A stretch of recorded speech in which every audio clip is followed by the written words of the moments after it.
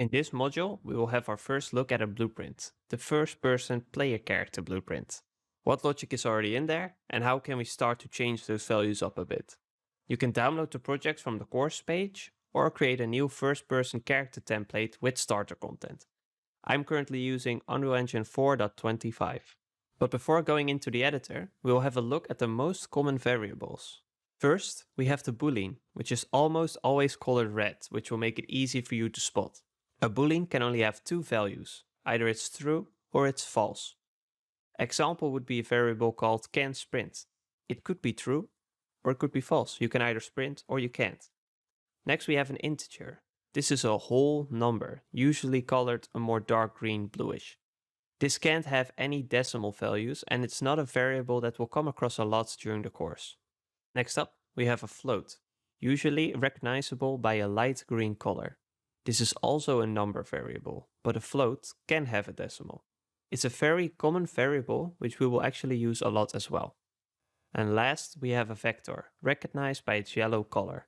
This is a set of three numbers which can be used for a lot of different things. Vectors are also used to indicate actors' position in the world, where X, Y, and Z all represent a dimension in the game world. If you'd like to get a better understanding of more common variables, you can check out the official Unreal Engine documentation. We will now have a look to see if we can recognize some of these variables in our first-person character blueprint. Alright, we are finally in the engine. We're in the Gameplay Designer project, which is basically a first-person template, just cleaned up a little bit and changed around just a little bit. We can press play, we can walk around, we can jump. These light blue cubes can actually move when we shoot at them, so you can shoot with left mouse button. As you can see, it moves. And I'm going to press escape so we can have a look at how this is all set up. Let's look for our first-person character blueprint inside the content browser. Logically, we would go to blueprints and then first-person template, and then we can find it. Another way to do this is to select the asset that you want to go to, select it in the world outliner or in the viewport, and press Ctrl B. That will actually take you directly to the asset in the content browser. Right now this isn't really necessary for us, but as your project gets bigger and there's a lot of different actors, you may want to look them up real quick. You can just press Ctrl B. Let's open it up. Here we are, the first person character. If we check out the event graph, we can see the different input that is set up. We've got our mouse input for turning and looking up and down. We've got our move forward and move right. These also take care of moving backwards and moving left. And we have an input set up for jump, which just calls a function called jump. And we have spawn projectile, which shoots that yellow ball when we press left mouse button and plays a sound. If we go to our viewport, we can see what makes up our first-person player character. We can see the camera, the capsule, the mesh. You can also see those here in the Components tab. You can see our capsule, our arrow component, our mesh, which is currently empty because we added a mesh directly under the camera. And a weapon.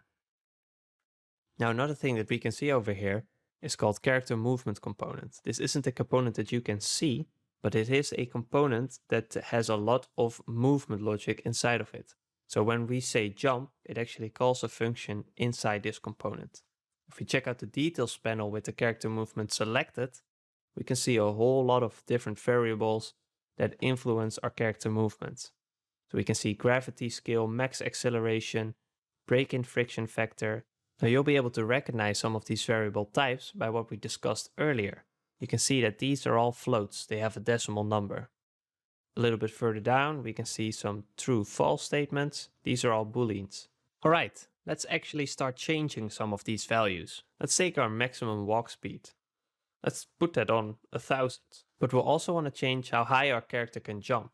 Scroll down, we'll see character movement jumping, falling, and we can change the jump C velocity to something like 1000 as well. We have to click compile and save, make sure all the code is compiled, and then we can press play. And now when we walk a lot faster, and when we jump a whole lot higher. That's how easy it is to change some of the movement variables around. You can also do this directly in the level. So by selecting your first person player character, And then in the details panel, you can actually extend this a bit. When we scroll down, we'll see our character movement. With the character movement component selected, we can now tweak the same variables as we were able to tweak before. Keep in mind, this does not save it to the blueprint. So we set this to 200, press play. We are now walking super slowly, but we can still jump incredibly high. Now, we just had our first look at our character blueprint and we changed the maximum movement speed and the jump height.